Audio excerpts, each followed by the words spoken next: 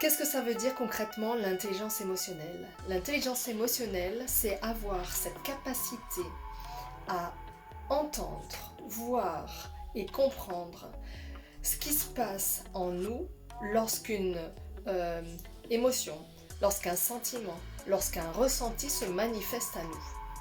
C'est non plus se dire c'est de la faute de l'autre, mais c'est de se dire qu'est-ce que j'apprends de ça? Les ressentis positifs, dits confortables, qui me génèrent de la joie, du bonheur, tout ce que j'apprécie. Les ressentis négatifs, donc inconfortables, c'est directement lié à nos croyances du passé. Tout ce qui nous a construit depuis notre naissance jusqu'à aujourd'hui. Si j'ai une connaissance, un partenaire, un camarade, une hiérarchie qui s'adresse à moi et que cette manière de s'adresser à moi ou les propos tenus dans ce qu'il me transmet ne me conviennent pas, génère un inconfort. Comment je vais le ressentir? Nous avons tous tendance aujourd'hui, quand quelque chose d'inconfortable vient à nous, de reporter la faute sur l'autre. Sauf que ce qu'on vit à l'intérieur de soi, est-ce que réellement ça vient de l'autre? Est-ce que ça serait pas plutôt en lien avec nos croyances et nos blessures du passé, que ça réveille en nous cet inconfort-là? Parce que une émotion positive, on va pas responsabiliser l'autre de ça. On va le prendre cash, on va être heureux, on se pose même pas la question. Et du coup, on le garde pour soi. Alors pourquoi, lors d'un ressenti négatif, on le remet à l'extérieur et on dit obligatoirement que c'est la faute de l'autre? Par exemple, lors d'une conversation, il y a quelqu'un qui nous donne un message et les 3-4 personnes qui sont présentes vont pas interpréter de la même manière le même message. Et je prends cet exemple du nounours, le v'là.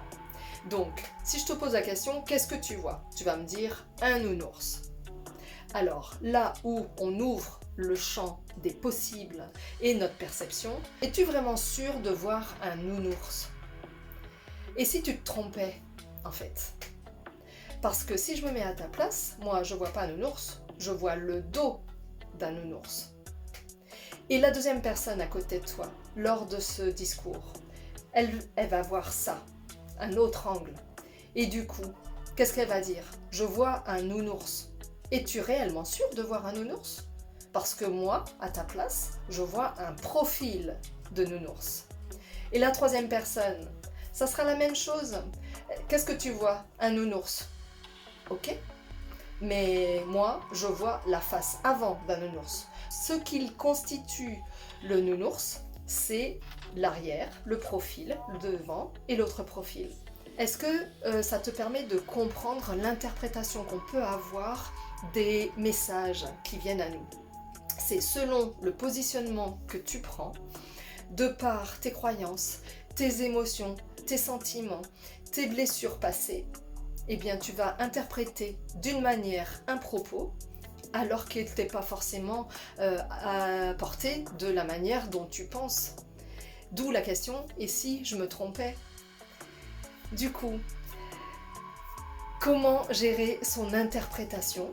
Eh bien, et si je me trompais? Tous les messages que nous recevons de nos interlocuteurs extérieurs à notre personne vont forcément interagir avec notre monde intérieur. Et ce monde intérieur résonnera avec l'extérieur en fonction de notre interprétation. Je t'embrasse et je te souhaite une belle journée. À bientôt dans une prochaine vidéo.